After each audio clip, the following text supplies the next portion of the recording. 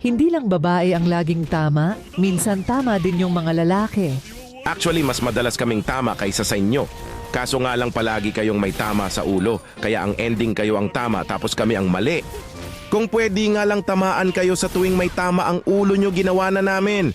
Kaso hindi pwede. Useless ang mga tama namin kasi mas matindi ang mga tama nyo sa ulo. Sa sobrang lakas ng tama nyo, pati sa panaginip, naniniwala kayo na meron kaming babae. Isipin nyo nga yan kung gaano kayo katarantado. Ang sasabihin pa ng mga yan, hindi nagkakamali ang mga kutob nila. Ulol, palagi lang talaga kayong may saltik. Ang hihilig niyan manood ng mga K-drama na yan. Tapos after niyan manood putang ina ang sama na ng tingin niyan sa'yo. Mga baliw ang pota.